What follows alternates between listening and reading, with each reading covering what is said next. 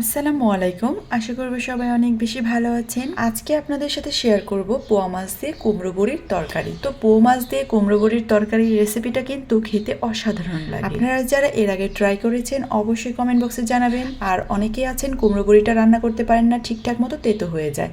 তো আজকে একদম পারফেক্টভাবে আমি আপনাদেরকে দেখাবো কিভাবে আপনারা কুমড়ো বড়ি সহ মাছের তরকারিটা রান্না করবেন।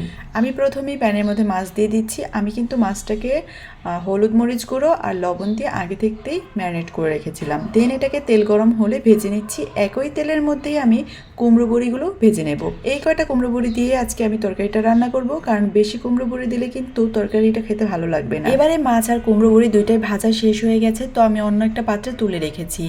এদিকে প্যানের মধ্যে আমি তেল গরম করে দিয়েছি আস্ত জিরে। আস্ত জিরেটা একটুখানি ভেজে নিয়ে সাথে দিয়েছি পেঁয়াজ আর কাঁচামরিচ কুচি। পেঁয়াজ কাঁচামরিচ ভালো করে ভেজে নিয়ে যখন বেরেস্তার মতো হয়ে যাবে তখন এখানে দিয়ে দিতে হবে হাফ কাপের মতন পানি। হাফ কাপ পানি দেওয়ার পর দিয়ে দিব সিক্রেট মশলা, সাথে দিব স্বাদ মতো লবণ, আদা রসুনের পেস্ট 1 টিস্পুনের মতো। সিক্রেট মশলা যাদের কাছে নেই তারা এখানে হলুদ মরিচ গুঁড়ো, জিরে গুঁড়ো, ধনিয়া গুঁড়ো মানে রেগুলার মাছের তরকারিতে যে মশলাগুলো দিয়ে থাকেন সেটাই দিয়ে দিবেন, সমস্যা নেই।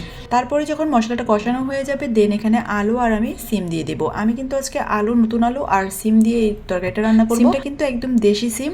সো দেশি সিম দিয়েই কিন্তু কুমড়ো বড়ির তরকারি খেতে বেশি ভালো লাগে। একদিন ট্রাই করবেন যদি এর আগে ট্রাই না করে থাকেন। যেহেতু এখন শীতকাল, তো দেশি সিম আর নতুন আলুটা পেয়ে যাবেন, তাই এইগুলো দিয়ে রান্না করে খেয়ে দেখবেন কেমন লাগে। আর অবশ্যই কিন্তু বড় মাছের তরকারিতে কুমড়ো বড়ি দেওয়ার চেষ্টা করবেন। ছোট মাছের তরকারি কিন্তু কুমড়ো বড়ি দিয়ে রান্না করে না। সিম আর আলু যখন মশলার সাথে ভালো করে কষানো হয়ে যাবে তখন এখানে আবার কষানোর জন্য আমি 1 কাপের মতো পানি দিয়ে দিয়েছি। এবার এই 1 কাপ পানিতেই ভালো করে আলু আর সিমটাকে কষিয়ে নিতে হবে। ঢেকে দিবেন আর বারবার ঢাকনা উঁচু করে একটু নেড়ে দেবেন যেন নিচে লেগে না যায়। তারপর যখন পানিটা শুকিয়ে উপরে তেল চলে আসবে দেন এখানে ঝোলের পানি অ্যাড করে দিতে হবে। ঝোলের পানি দেওয়ার পরে কিন্তু এই সবজিটাকে বেশি নাড়বেন না, এমনিতেই রেখে দিবেন। কুমড়ো বড়ি কার কার পছন্দ অবশ্যই কিন্তু কমেন্ট বক্সে জানাবেন। ও হ্যাঁ, আর একটা কথা বলে নেই, যদি কুমড়ো বড়ি রান্না করার সময় দেখেন যে তরকারিটা অনেক তেতো হয়ে গেছে, তার মানে কিন্তু এটা পুরাতন কুমড়ো বড়ি। আপনারা চেষ্টা করবেন যে নতুন কুমড়ো বড়িটা নেওয়ার, তাহলে কিন্তু এটার টেস্ট অনেক ভালো। তো যখন এরকম বলক চলে আসবে তখন আমি মাছ দিয়ে দেবো, আর বলক উঠে যাওয়ার কিছুক্ষণ পরে কিন্তু কুমড়ো বড়িটা দিতে হবে। তারপরে কিছুক্ষণ রান্না করে এখানে ধনিয়া পাতা অ্যাড করে দিতে হবে, কেননা রান্নাটা প্রায় কমপ্লিট হয়ে গেছে। এবার ধনিয়া পাতাটা দিয়ে নামিয়ে নিতে হবে।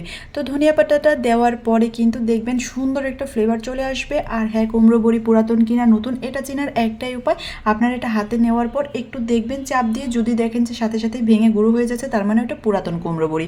সো ভালো থাকবেন সবাই। আসসালামু আলাইকুম।